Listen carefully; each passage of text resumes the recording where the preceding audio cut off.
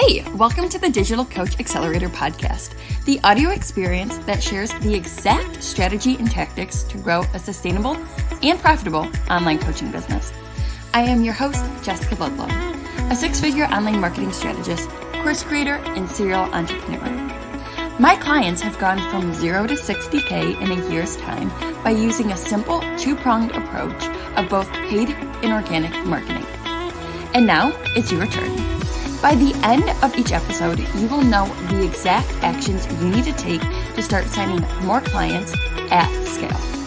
Oh, and have full confidence in doing so. I know you're ready, so let's get started with today's episode. Hey, welcome back to the Digital Coach Accelerator podcast. This week, we have a special guest, Hayleigh Hayhurst, and she is actually the founder of the Espresso Podcast Production. It's a full-service podcasting agency that helps business owners just like you increase their revenues through strengthening their podcast strategy. Just like any other social media or marketing outlet, without a strategy, you aren't going to grow how you want to, and you're not necessarily going to get leads how you want to. So this episode's for you if A, you have a podcast and you want to know how to strategically grow it, or B, you don't have a podcast and you want to learn how to get on other people's podcasts for more exposure. Okay, this is a great episode, so let's jump right in. Hey, Hayleigh, I'm so excited to have you on the podcast today. I love how on Instagram you can literally just like make new friends and have these types of conversations for everyone to listen to. I feel like that's one of the beautiful things about the internet. So thank you for being here. Thank you for having me on. I agree. Internet friends are some of the best friends, honestly. For real. Like they got your back when you're there, but then you're also like offline doing your own thing. Yep. It's a great relationship to have, honestly. Why don't you get started? Do you want to share just like a little bit of your background and how you got into podcasting and management? Yeah, absolutely. So my name is Hayleigh Hayhurst. I'm a podcast producer and podcast coach and strategist. So I help entrepreneurs and businesses launch their podcast as well as set up a strategy that'll help them grow their podcast. Because when I was starting, I was just a podcast editor, and I quickly realized there are so many podcasts out there, but there's not a lot of amazing ones that stand out. They may have amazing content, but they're not ranking high. They're not getting thousands of listeners per episode. And so what I help my clients do is get to that point where they are getting listeners consistently. They are promoting it. And it all comes down to a strategy. So I just help them make it make sense and get them to where they want to be with their podcast goals. That's amazing. And like, not to be political in any aspect, but with Meta and what they're creating, it's really good. Podcasting is becoming one of the top places to be, given the fact that it is yours and you're not controlled by an algorithm or anything else. I say podcasting and email lists are going to become our best friends more now than ever. So 100%, yes. I'm so glad. And a podcast can help you grow that email list too. So exactly. With the strategy behind it. So why don't we get started with that? There's a couple different aspects that I want to go down it. So a lot of my clients are slowly starting to build up some funnels and get more leads, right? Because that's every coach's biggest struggle. You want more leads, but you don't want to be putting in so much energy that it feels like a full-time job itself. So what are some of your top ways to get new leads coming towards your podcast? Yeah. So the number one thing is, let's say you have a business podcast like this for female entrepreneurs. We'll just use this as an example. If you look up a podcast for female entrepreneurs on Google Podcasts, Apple, Spotify, do you know how many will show up? It'll be thousands and thousands. And so it's really hard to stand out on the platform. So that's the reason that you have to go and do your own marketing. You have to show up online, tell people why they should listen. And for coaches, it's incredibly valuable because you can show off your personality as well as, like you were saying, have that free speech, have that time just to talk with other people. But really, a lot of my clients come to me wanting to start a podcast because they're having a hard time connecting with their ideal clients in a very personal way through reels or Instagram captions. because you only have so much space to connect with someone. And so that's the reason that they're starting podcasts. Now, if you want to get more leads from it, it's really just targeting that audience. So using the right hashtags, making, telling people to come listen, and really on each episode, figure out where you want them to go after. So if they find you on Instagram, tell them to go listen to your podcast. If they find your podcast, tell them to go, listen or connect with you on Instagram. But to get their emails, really having a strategy behind setting up your email lists, having an incentive.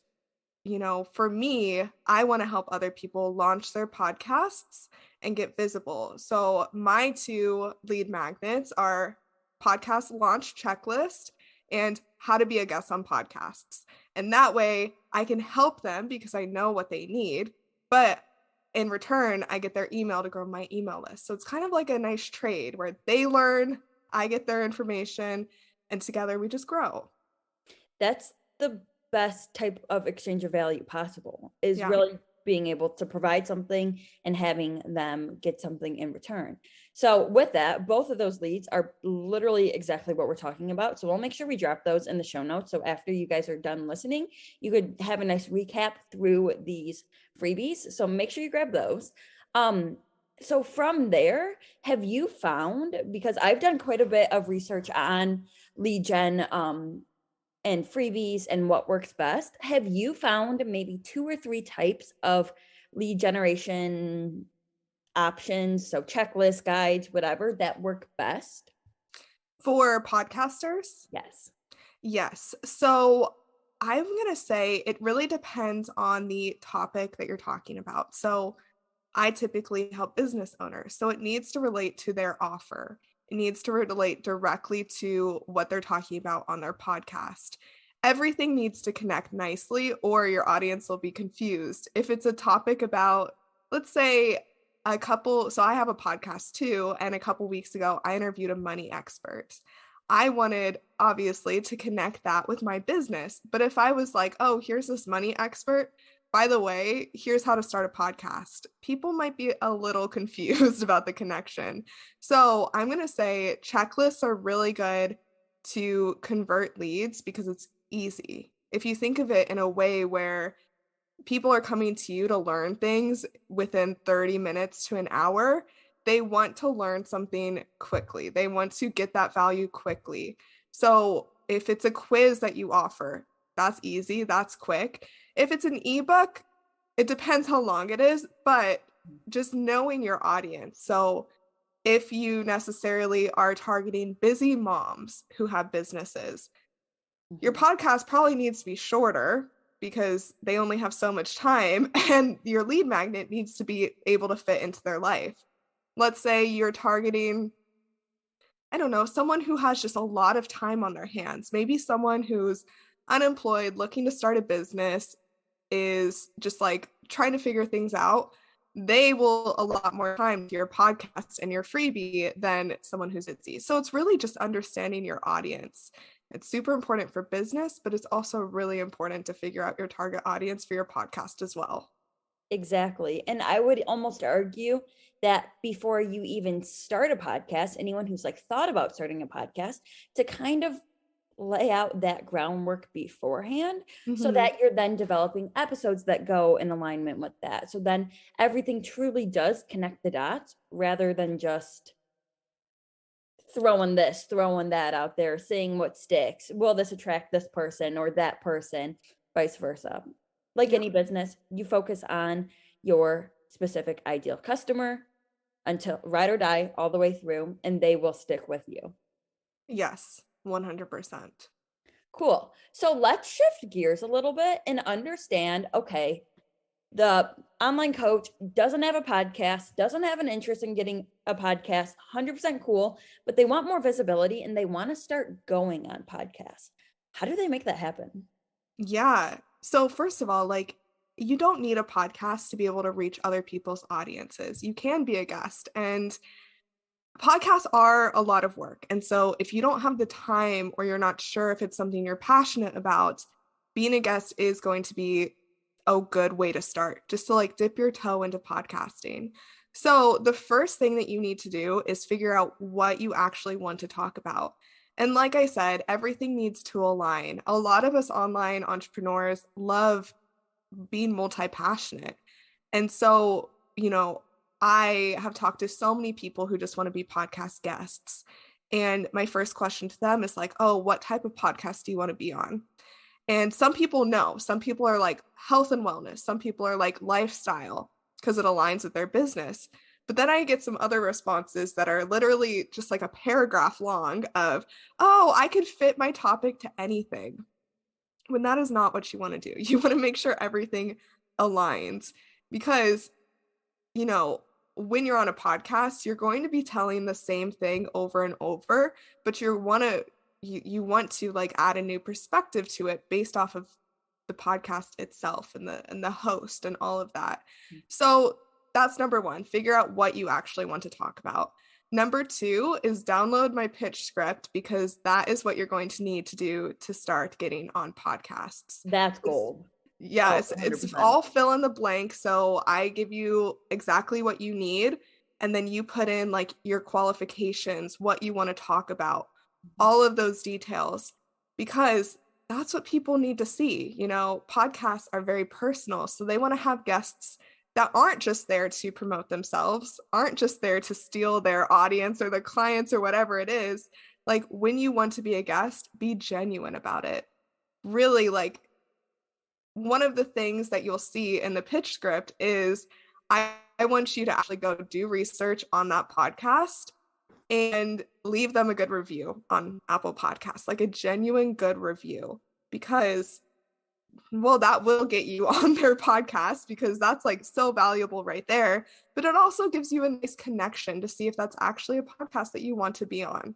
So those are really the first 3 steps. I always say when you're starting off, just aim for like reaching out to 5, not 5 in one day, just like 5, maybe 1 a day for a week, and see what you like about it, what works, what doesn't. You can always tailor some things, but people want podcast guests. So if you show up authentically and stand out, they will have you on their show. Yes. Okay. So let's backtrack a little bit to one thing that you said about making sure you're on podcasts that align with your business. Mm-hmm. And at the beginning, I don't regret doing this in any way because it's how I started to get into podcasting and decided that I wanted my own. And I was just kind of doing it for pure exposure. Like that was kind of my intent. But some of the podcasts I was on, I was talking left and right about like anything. And now in hindsight, like if I was there to solely generate leads, half of those wouldn't have made sense. So I feel like it's also extremely important to know what your intention is, like what you're looking to get out of the podcast, and then find the ones that best align. 100%. Yeah, because obviously you want to be on podcasts to meet new people, make new connections, get in front of their audience. And so, I spoke with someone a while ago who sent me a bunch of links to podcasts she's been in, and she was like, I'm not really getting leads. What can I do better? And I was listening. I was like, this sounds mean. I don't mean it in a mean way, but I was like, I don't know what your business is. I don't know what you're trying to achieve or sell. You need to have some talking points before you get on the podcast. And of course, make it very authentic and genuine, but know what your purpose is. So thank you for bringing that up because that's a big one. Yes, for sure. And then the other really big thing in that entire spiel you just did is really understanding their podcast and coming on and like pitching yourself with ideas already. Like when you and I were talking about doing one together, I already gave you ideas that I had. This showed that I knew who you were. I knew what you were capable of. And I took the hard work out of your side of the equation, the other party involved, of saying, okay, wait, but if I come on or if I were to have them on, what would I have them talk about? Is this more work for me? You want to make it as easy as possible. For sure. For sure. Because it makes your guest feel more comfortable and it makes you, the host, just like know you're actually going to add value to your audience. I think another big thing that gets you on podcasts is your willingness to promote it as well. One of the biggest frustrations for podcasters is when you have a guest on, the conversation's amazing, you send them the graphics, and your guest doesn't promote it at all. And so as a podcast guest, understand that it's still kind of a trade. Like, you get to be in front of their audience and you need to share it as well as kind of a thank you. You know, you can post it in your story, on your feed, wherever, but at least do it. It's, you know, kind of insulting when a podcast guest is on and you're like, well, are you going to tell anyone you were here? And so that's another big tip. Be sure that you're willing to share whatever you're talking about on your feed. And let alone, you should be excited to share. You should be excited that you were on another person's podcast, that you're collaborating, that you're putting yourself out there. Like, it shouldn't feel like a chore, or I would almost, this is kind of like controversial, I would almost say you shouldn't be doing podcasts if you're not willing to. Yeah, I had a client of mine who I edited this episode, I wrote the show notes, I did everything, posted it, and the guest actually was like, hey, I don't love the topic. I'm changing my business. Like, can you delete this? And my client was like, this is interesting. And so that's someone who's maybe not ready to be on podcasts, because if you don't have your topic solidified, you think it will hurt your business. Maybe wait till you can solidify what you actually want to talk about. That's a great point. I would almost argue you need to be doing something consistently for 3 months, let's say, throwing out a random, that's a pretty good time frame. Yeah. If you're like, okay, yeah, I am sticking with this for the next at least 6 after or whatever. So you get some type of development. Because yeah, it's great to have conversation, but like, also, did you just waste an hour of someone else's time? Not wanting to call it a waste, but kind of. Right. Yeah. I mean, when you want to make the most out of your time on a podcast. So I'm coming out with a mini course of how to interview guests and for people with podcasts, and how to maximize being a host with guests. But there's also the flip side to that, where you as the guest want to maximize your time on their podcast, because you just, you know, if you want to grow your business, podcasting is a big way to do it. And it's an awesome way to do it if you maximize it. Of course. Now, one really interesting thing that I've seen other podcasters do when I was a guest, and now I love the idea, and I honestly need to get in the habit of doing it, is sending some type of thank you. So like a couple of times, I've literally just gotten handwritten thank you cards in the mail. And that just warms my heart. Like, that is so sweet. Cool. We're not just like 2 people collaborating who's going to go our own ways and it's whatever. Like, okay, cool. We're now genuinely friends, willing to help each other grow each other's businesses. Here's like a token of my appreciation. I like How that a good lot. does that feel? Like, you're getting offline and onto pen and paper. Like, oh, so cool. Yeah, that's awesome. Yeah, that's like definitely a podcast that will succeed, because they have that genuine desire to actually connect and teach and share and all of that. So that's awesome. Yeah. Okay. So let's go down the aspect of, like you mentioned before, like you want to make sure that it's a good fit. You want to make sure that like you would jive on their podcast. Where can people go to find out more about the podcast itself, or maybe the individual who hosts it, to really identify, like, is this for me or not? Is this going to help me or not? Yeah. So I think the first part to that is, once you decide what type of podcasts you get on or you want to be on, a lot of people don't know where to even start looking. And so you can go on Apple Podcasts and Spotify to see the top podcasts in that field. Or you can also go on Instagram and search like the hashtags of podcasts, like wellness podcast, this type of podcast, and just look through and see who you connect with on Instagram. See who has a podcast. Make sure they take guests. Some podcasts don't. And I know I've heard a lot of podcasters who are like, I keep getting guest requests, and I don't even have a single guest on my show. So make sure that they take guests.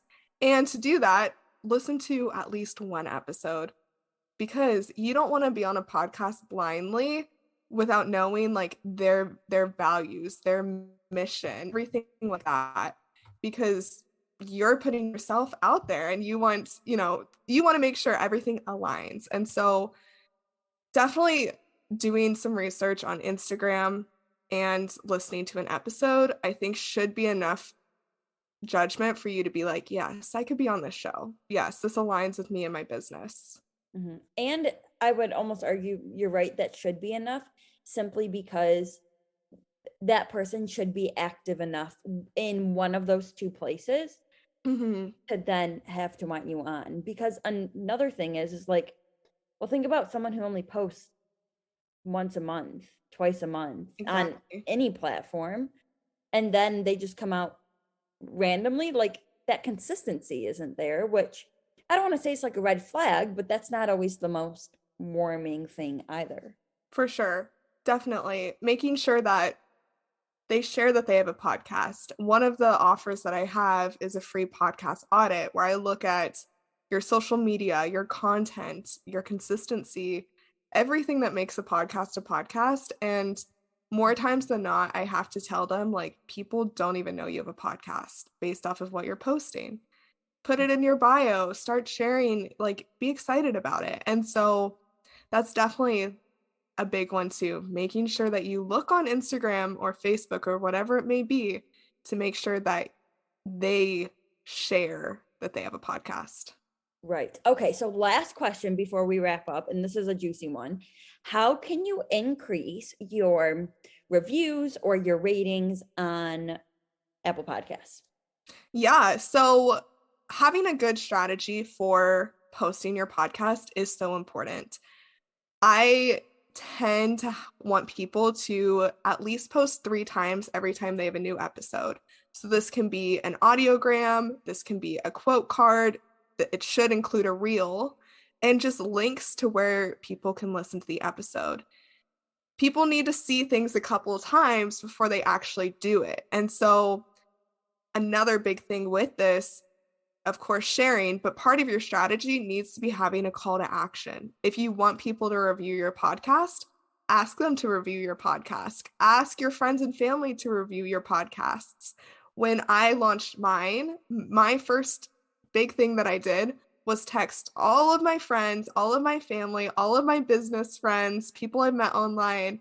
I was like, hey, I just came out with this podcast. I want to start it off on a really good foot. Can you please leave me a review and let me know like what you think of the episodes? So asking your warm leads or hot leads or whatever you want to refer to them as for those reviews will get you more visible.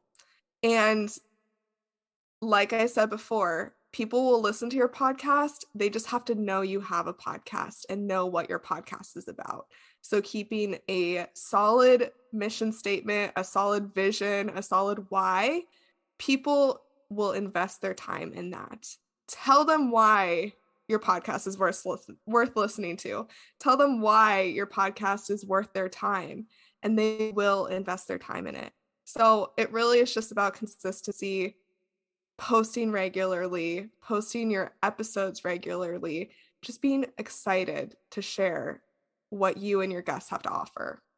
For sure. One other thing that I found that worked really well for like gaining more reviews is when I launched, I did a giveaway. Yes, so that's a good one. Yes. And it doesn't even have to be, honestly, anyone listening, get ready. There's probably going to be one soon, but I need to do another one because that seriously helped increase them. And it made the community feel more involved.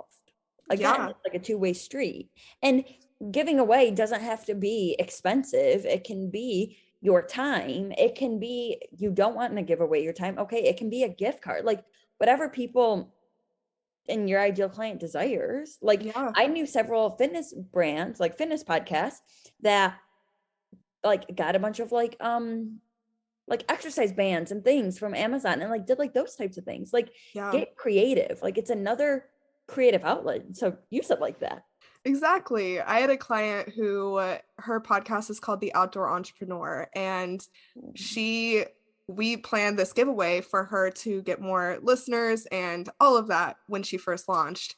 And so what she gave away was an REI gift card and one-on-one strategy meetings with her. And so it was like $125 gift card and just her time. And she converted clients from that. And so it's a good way to convert. Oh, someone, I mean, me right now, just loving the outdoor. Like, if I got a $25 gift card, I would be ecstatic. Or the chance. And you would listen weekly, right? You'd be like, oh, I like feel invested in this podcast. Right. And knowing that, like, if you make it, again, a consistent thing, once a month, we pick one reviewer to get XYZ, whatever, like, that's going to entice people to keep showing up. Yes. So retention rate is huge as well. It definitely is. Well, thank you so much for coming on. This episode went by so fast, but I appreciate you coming on. Where can people find you at? Instagram, website? You share everything you got. Yeah, so where you can mainly find me is Instagram. My Instagram is Espresso Podcast Production.